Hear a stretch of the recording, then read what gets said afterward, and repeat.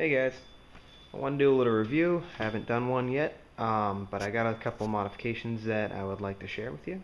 I know I got asked a couple times about posting a couple reviews, at least on my tank bags, so I'm going to start off with that. What I got was an Icon Primer tank bag. I got it for 50 bucks. Not a bad deal, but it's a little bit on the small side in my opinion. It's about twice the size of my hand. It's like a light. And I don't know, it's a little bit small. The other thing is, it doesn't have one of those nice map slots right here where I could easily put a cell phone, GPS, or something like that, which is just unfortunate. It has this thing which I don't know what the hell you're gonna do with it. Put it or sandwich in it, and hopefully it doesn't fly away. Might cut that one off. But it does have this little zipper here, and you can put your cell phone and whatnot in there. Not like you should be doing that while driving anyway. And a long zipper around here, and it's not bad. The magnets are good. Holds on there pretty tight. It does scuff the tank a little bit, so keep that polished or whatever. You'll see a little scuffing from it every single time. I would just rub it off. It comes off really, really easy, but if there's stuff going on, there's stuff coming off. So it'd be a good idea to keep that, shine wax, whatever you do to your bike. Anyway, so the next thing is my tank pad, which I like. It's a little geisha. Sport Tech. And I like it. Protects nicely. It fit on very nicely. A little bit crooked here and here. Bottom's good, but I put it a little bit crooked. My bad. I may peel it off and redo it or get a new one. I don't know. It was cheap. It was only like $8. But it fit nicely around here for some reason. I've heard a lot of people having a hard time with their tank pads, and I'd had no problem fitting it right here with this groove. Maybe theirs goes up more and it becomes more of a fitment issue, but whatever. So next thing on my list is I did a touring windscreen. As you can see right there, it looks pretty slick. Here's from a driver's point of view. You'd be sitting about right here, probably. So you can see it's a little bit more bubble shaped at the top. It's only like 1.25 inches higher. It's like 30-40 millimeters higher, but it makes a world of a difference. It really does. Highway speeds are completely bearable now.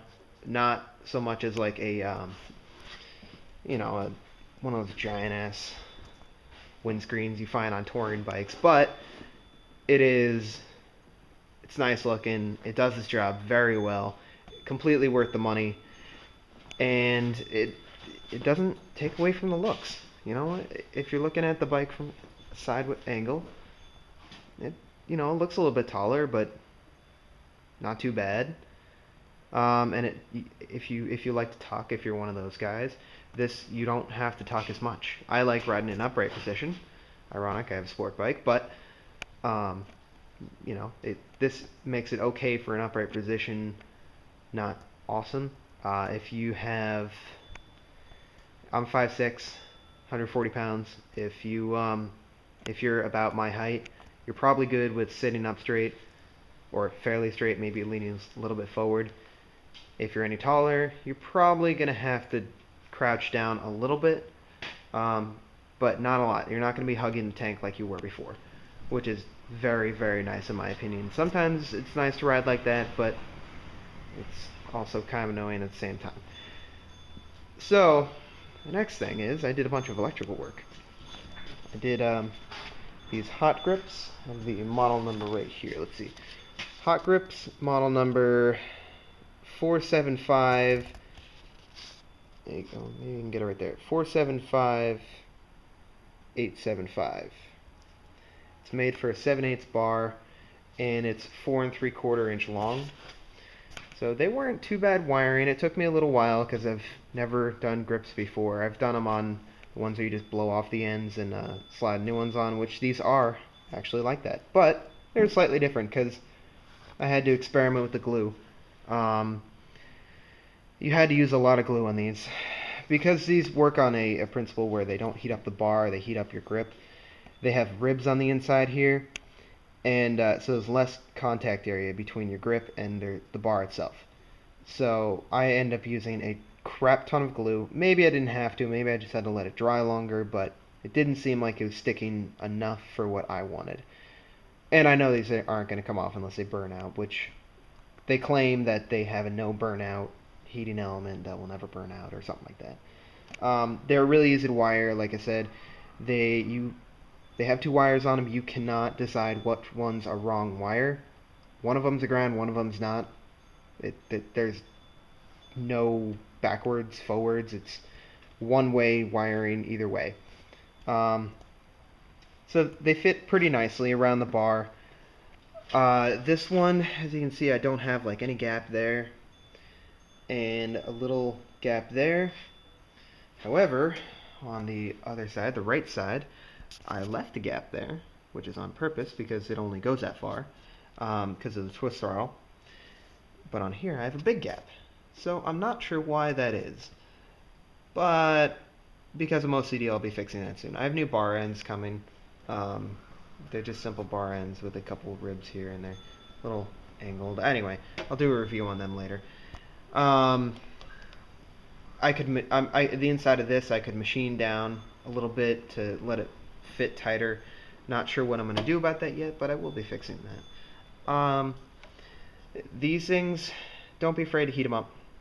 This bolt goes to like here in there, and it's not fun getting out. Just heat it up with a torch at the smallest flame possible, right on the end. You'll scorch your grips slightly, but you're replacing your grips anyway if you're getting them off. And it doesn't murder your grips. Like I got one right here. You honestly can't even notice it. And I used a big torch. That's the thing. I used a big torch, and it was the wrong torch, but it was the one I had. My other one was at my work. But anyway, so those are them. I got like I said, got new bar ends coming. That'll look nice. I mounted the switch right here, right next to the gauge cluster. It's on all times, kind of. It's wired straight to the battery. That's what I mean. So there's no spare fuses back by the battery, so you have to wire it straight to the battery. You can have the bike completely off, key off, everything, electrical, the cutoff switch off, no matter what. You can still turn this on, and it will heat up the grips. So I was thinking about getting a lighted switch for this, a weatherproof lighted switch, just to let me know when it's on. But then again, I don't want to stare at an LED at nighttime because it gets kind of bright sometimes. But I don't know. Just got to remember to turn that off, otherwise you're going to kill your battery, which is no fun. While I was in there, I also installed a 12-volt cigarette plug right here. And as you can see, right there, it doesn't interfere with the grip or with the brake at all, by some luck. All right, this is a bad view, but it doesn't interfere with it. I plugged in a device into this, and it stuck up to like here, and it didn't interfere with the grip, which is nice. The brake, sorry. And it's fairly easy to wire. There's a what I did was, because the switch is up here, I went from the grips, the wire goes below here, through here to the center of the fork, and then out through the center, right down here, underneath the pod, and then through to the switch, and then it actually goes back around through there, and I went through this below. It's below there. Once you get all the side fairings off, it's really easy to tell. But below the fork, or in between the fork, to this cross member right here. This cross member is where I mounted the resistor. I got a ceramic resistor with mine. I think if you have the variable control setting, with infinite control setting or whatever, you get a aluminum one or whatever. But it needs to be mounted in a location that you don't have anywhere that'll burn like plastic wires, stuff like that. So mine's fairly close to a wire, but I don't think it's that close. It's gonna burn, especially because I'm moving, and there's gonna be plenty of airflow coming underneath the fairing there. So I mounted my resistor right there. Everything goes to the resistor here, and then it continues on this path back along here, slightly under the tank here, and back to the battery box back there. Side fairings were fairly easy to get off, surprisingly. I didn't have any issues. People I've heard were having fitment issues with putting them back on and, fit and finish kind of thing. I didn't have any issues, which is kind of nice. I like when I not have issues. So that's pretty much what I got. Oh, I got some spools coming for the rear. If any noobs need to know where that's fitted, here's your chain right there. And right below, you see that little screw right here? That's where they fit. And if you have the jack stands that actually work with them, they work nicely. I have regular jack stands.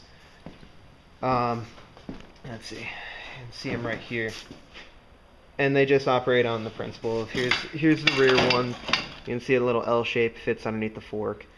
In the front, they have these little things like that, and they fit right on the fork, kind of like that way. So and then the fork fits like right here.